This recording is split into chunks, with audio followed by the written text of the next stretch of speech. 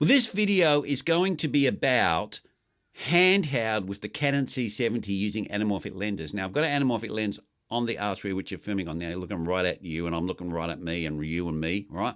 And that's the Blazar Remus 33mm.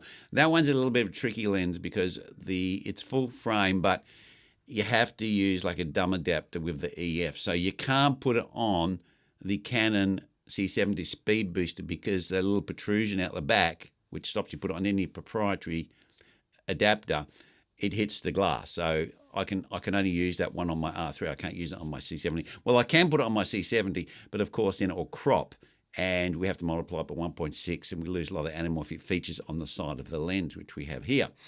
Now, the 45mm, that's fine. So I've got that on the C70 with the speed booster right now, and you can see it right here, right?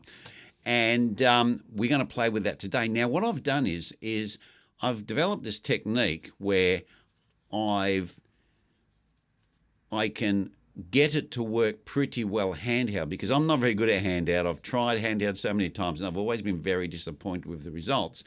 But this kind of works almost to the level that I like, which is, you know, that kind of floating look that you get handheld.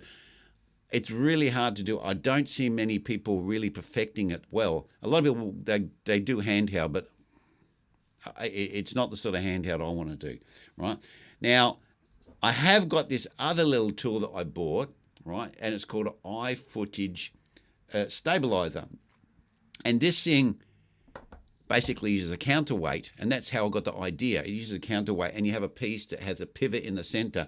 You can see here, I'll just show you, has a pivot here that like can spin, and this thing can spin around. So it's like a little pivot, and you hold this, and of course the weights down the bottom there, right, balance it out. But you have to balance it on the top of the camera, and it's like quite fiddly to do. It's worse than even doing a gimbal. It's like really quite difficult. But once you get it set up, it does work. But the only problem is you have to use a really light lens and a pretty light camera to see. It'll work with the C70 with the 60mm, because it's like a tiny little lens. I can get it to work, and I can get it to work with the R3 with that same lens on. But if I put anything bigger on, I can't balance it. So it has its limitations. It works, and I was quite happy with the result, but it's limited to certain lenses. So I always thought, oh no, bugger it. And this thing, it takes ages to set up. So if you was just doing a few shots, which I would be doing a feature handheld shot at a wedding or something like that, it's just not worth taking. It's not worth setting up, because it's a pain in the neck, right?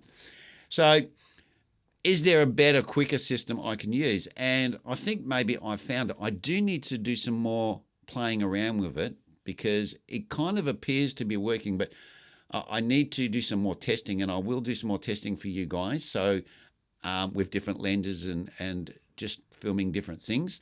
But what it is at the moment is this is here, and it's basically a bottom of a monopod and the top part of a monopod, and you put together, and the monopods are designed like this so you can use them like a little low tripod, right? And what I do is I put the legs all the way down, right? And then I hold the C70 right like this, okay? So we hold the C70 like this, nice, so we can control the focus, and you know, we can push our buttons for our exposure tools and so forth. And then what I do is, if you look here, this ball head has got a release for the ball head, so we unscrew it. So this thing just swings like this, right? And what I found is that when I first put it on and I had that tightened up, it didn't work. It didn't work very well. It was like just like everything else, and I thought, no, this is not going to work. And then I thought, what happens if I loosen it and let this thing swing? And it seems to work. So what I'm going to do is I'm going to stand back, and I'm going to get the C70 here, and I'm going to do some footage. And you guys can have a look, and you can see what you think of it. So just give me a moment, and we'll get into position.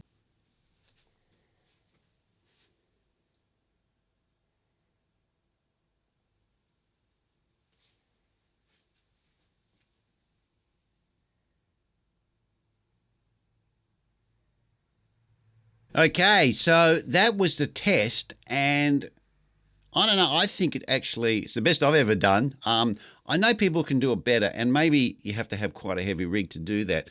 And I do know the more weight you have, the better it can look. But I like to keep my cameras light, so I'm kind of like, I don't want to have like a really big heavy camera. I'm not, as you can see, I've got a few wrinkles. I'm not that young anymore, and I'm not Mr. America. So this setup, to me, it is a little bit heavy to hold, but I can put this on very, very quickly, just release that, and I can start filming handheld pretty quickly. So I think this could be really viable. And I'll just turn the camera off and just close the screen. So this, to me, could be really viable. And I don't know if you guys have tried anything like this. If you have, leave your comments down below. Let me know what you do for your handheld rigs on your Canon C70, because we haven't got IBIS, but just to let you know, it has got the digital ISs on. So that is something that is on to help me, because, as I said, I'm not that good.